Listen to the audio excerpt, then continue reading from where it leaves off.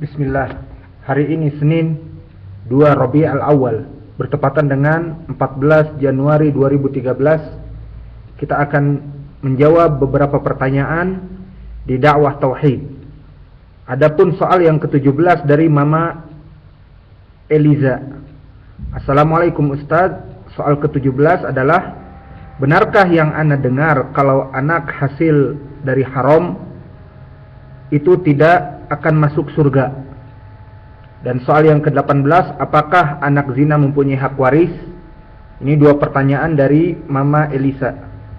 Maka kita jawab dengan izin Allah dan ilmunya dan taufiknya.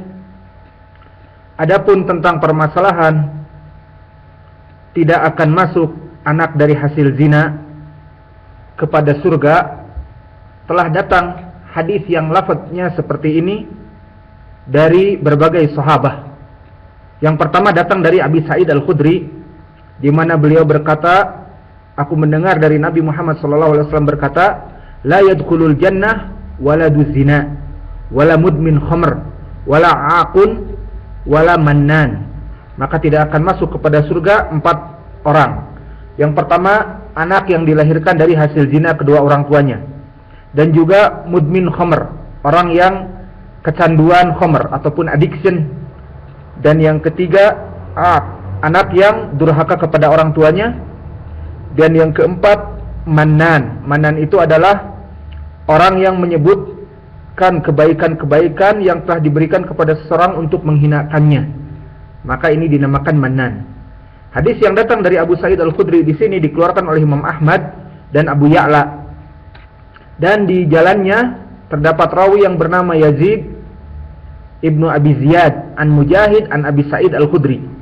Maka hadis ini dhaif dikarenakan Yazid bin Abi Ziyad dhaif, sayyi'ul hifdz. Namun ada jalan lain dari sahabi lain dari Abu Qatadah yang dikeluarkan oleh Imam At-Tahawi di dalam kitabnya Mushkil Al-Athar, yang sanadnya juga di sini disebutkan an Abil Hajjaj an Maula li Abi Qatadah an Abi Qatadah. Maka di sini hadisnya juga dhaif sama seperti yang pertama dikarenakan Maula Abu Qatadah di sini tidak diketahui keadaannya, majhul al-hal. Maka dari dua jalan ini sama-sama dhaifnya. Kemudian datang hadis yang ketiga dari Abdullah bin Amr bin al-As, dikeluarkan oleh Imam Ahmad dan Imam Ad-Darimi serta Imam At-Tahawi di dalam Mushkil Al-Athar, yang mana jalannya semuanya bertumpu kepada Mansur an Salim ibn Abil Ja'd an Jaban an Abdullah ibn Amr ibn al-As. Berkata Rasulullah SAW, la yadkhulul jannah walad zina. Maka hadis dari jalan Abdullah ibn Amr ibn al-As di sini juga dhaif. Berkata Imam Ibnu Khuzaimah di dalam kitabnya At-Tauhid, Jaban di sini adalah majhul, tidak diketahui keadaannya. Maka dari tiga jalan tersebut, dari tiga sahabat yang kita sebutkan, dari Abi Qatadah, dari Abu Sa'id Al-Khudri, dan juga yang terakhir dari Abdullah bin Amr bin al-As, yang sama-sama dhaif semuanya, terangkat menjadi hadis itu paling sedikit hasan li ghairih.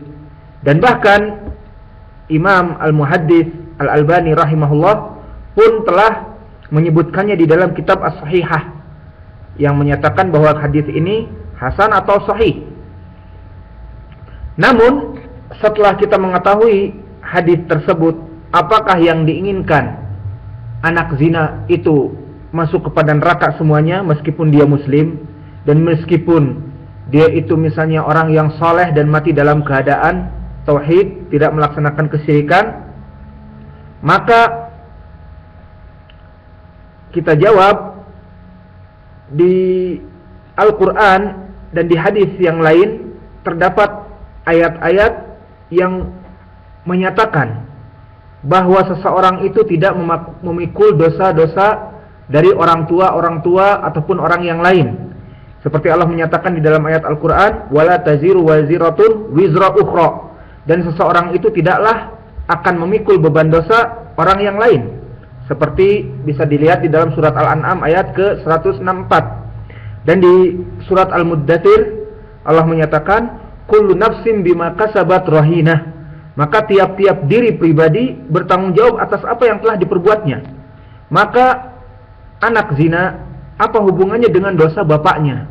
Bapaknya dan ibunya yang dulu bertemu di sekolah, berpacaran, dan juga kemudian setelah pacaran melaksanakan apa yang diharamkan oleh Allah, tidak sabar untuk menunggu menikah, maka lahirlah anak. Dan anak itu apa hubungannya dengan dosa dari orang tua?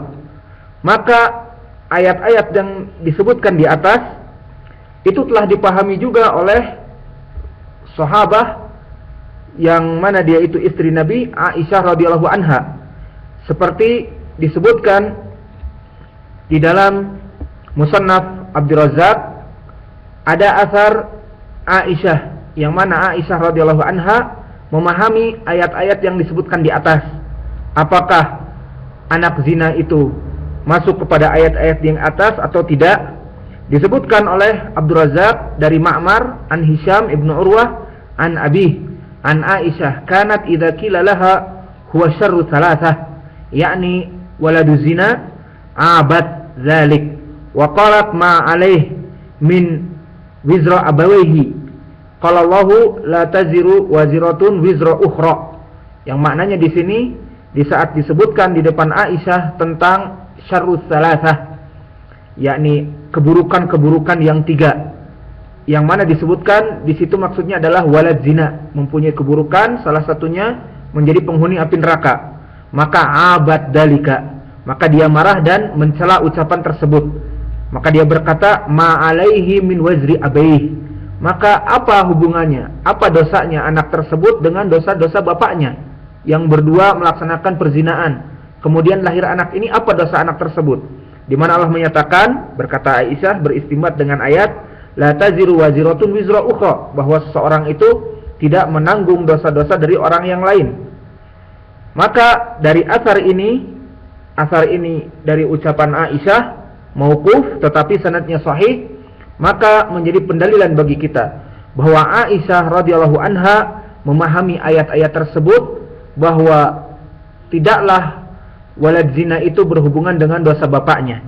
Maka kesimpulannya bisa kita gabung antara hadis yang hasan yang kita sebutkan dari 3 jalan tadi, hadis yang sahih bisa dipakai, dan juga dari ayat-ayat yang kita sebutkan tentang tidak ada seseorang memikul dosa-dosa dari orang tuanya ataupun dari kerabatnya ataupun dari teman-temannya.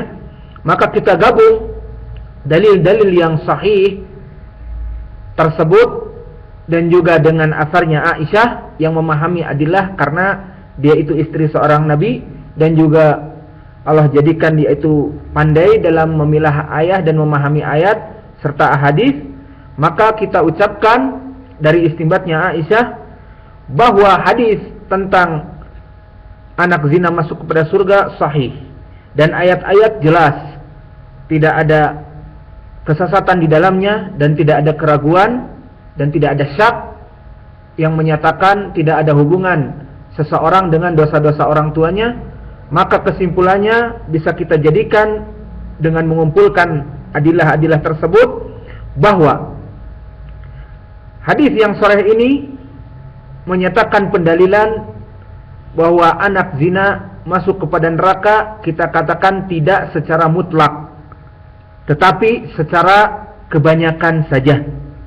Dari segi keumuman, memang anak-anak zina yang terutama ibunya masih menyanjung profesi pelacur, menjadi seorang pelacur yang mana dia masih memprakarsai pekerjaan tersebut, profesi tersebut, maka dia mempunyai perempuan terutama ataupun laki-laki, tapi di sini terutama perempuan.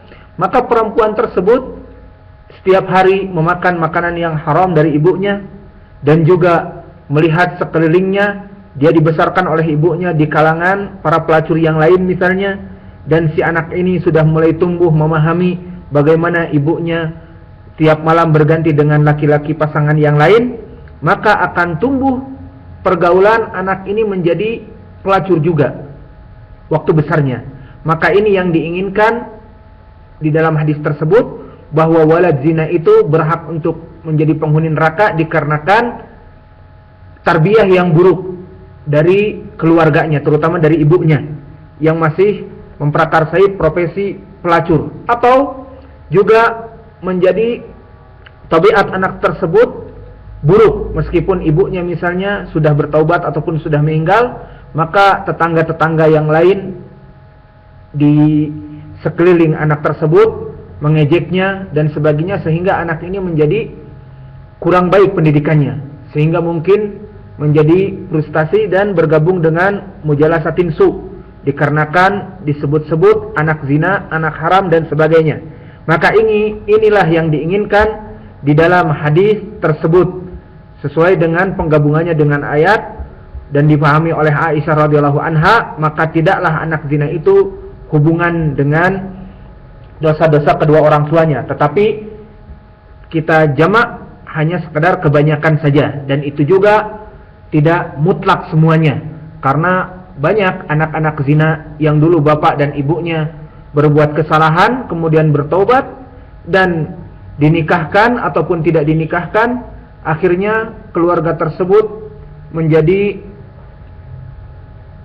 keluarga yang soleh dan anak tersebut menjadi anak yang baik. Adapun pertanyaan yang kedua tentang permasalahan apakah anak zina mewarisi harta dari kedua orang tuanya, kita jawab fi tafsil.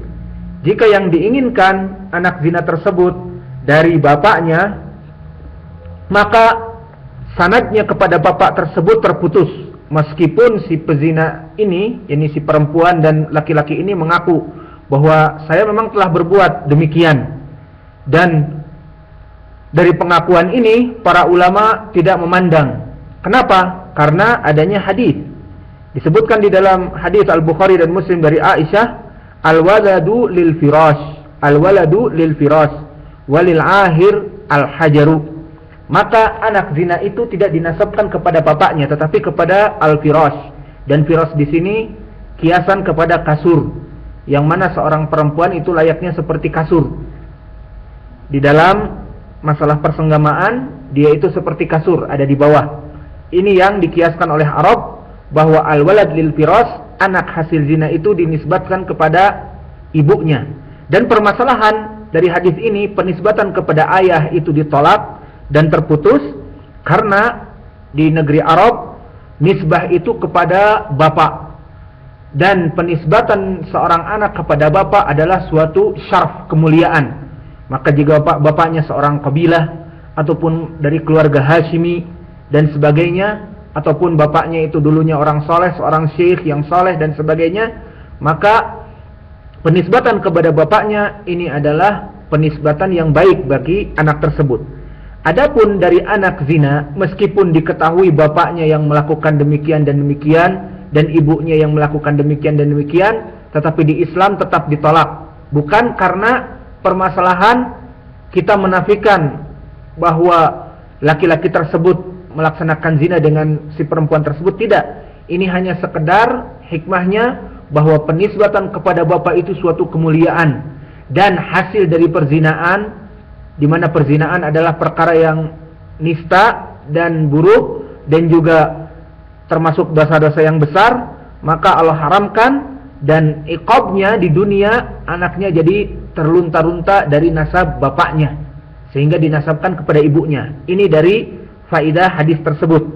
Walil akhiri hajar, maka bagi pelacur itu, bagi laki-laki ataupun perempuan, yastahik dengan hajar. Dan hajar di sini disebutkan para ulama adalah batu, dirajam jika mereka itu sudah menikah. Maka hadis ini al-walad lil firas walil akhir hajar disebutkan oleh Abu Ubaid dan jamaah dari ahli lughah, maknanya adalah bahwa seorang pezina tidak mempunyai hak atas anaknya. Ini seorang laki-laki pezina tidak mempunyai hak atas anaknya, dan anak tersebut tidak mempunyai hak atas bapaknya di dalam penisbatan nasab, sehingga anak ini terlunta-lunta, dan ini iqab dari Allah Subhanahu wa taala. Maka dari hadis ini kita mengetahui bahwa tidak ada hubungan nasab antara bapak dengan anak tersebut, meskipun dia mengaku-ngaku dan sebagainya. Maka kalau tidak ada hubungan dikarenakan terputus, maka tidak ada hubungan hak waris. Maka si bapak tidak mewariskan hartanya kepada anak zina ini, dan si anak zina pun jika dia kaya raya tidak akan mewariskan kepada bapaknya jika dia meninggal. Ini di dalam hadis yang pertama tadi kita sebutkan untuk dari pihak bapak. Dan juga ada hadis lain yang lebih jelas untuk pihak bapak tidak mendapatkan, hadis yang datang dari Abdullah bin Amr ibn al-As, dikeluarkan oleh Imam At-Tirmidzi. Berkata Rasulullah sallallahu alaihi wasallam, ayyuma rajul ahir bihurratin au ammah fal walad walad zina la yaris wala yuras.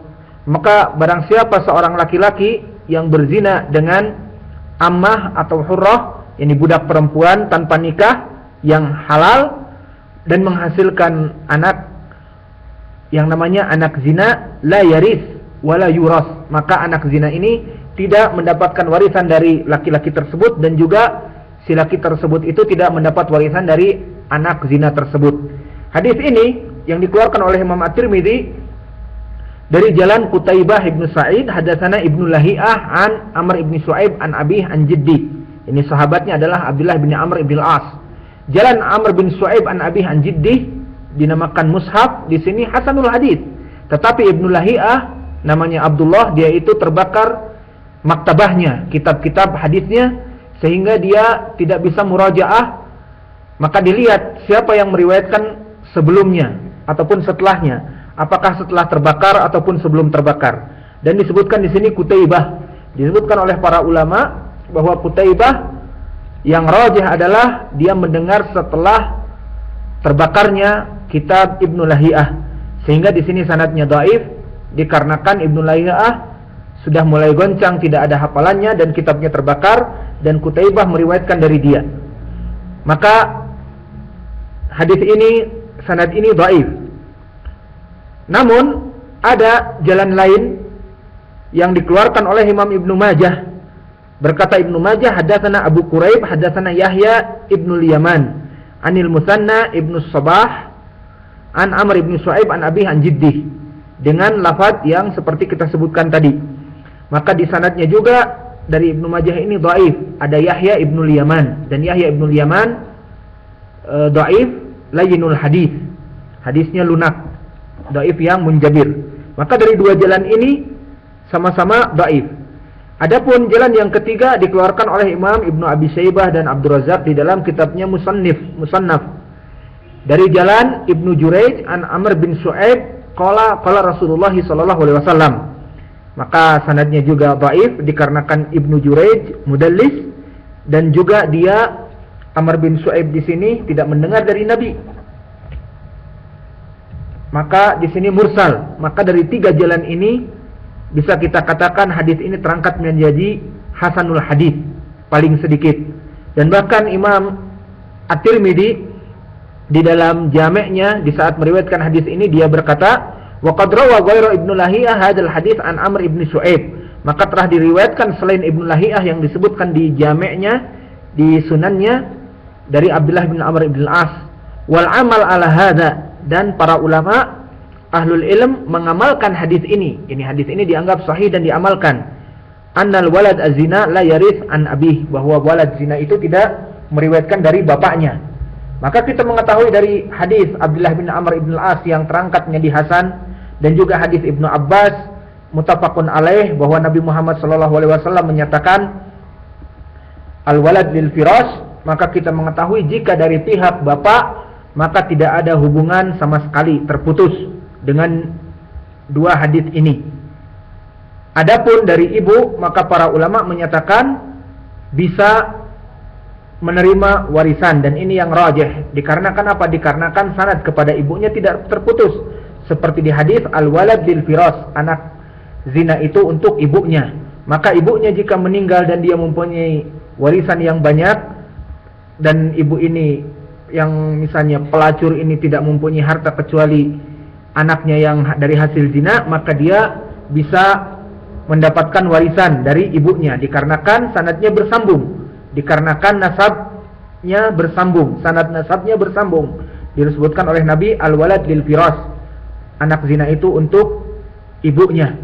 Maka ini yang bisa kita jawab. Kita cukupkan di sini. Jazakumullahu khaira wa barakallahu fi ilmikum.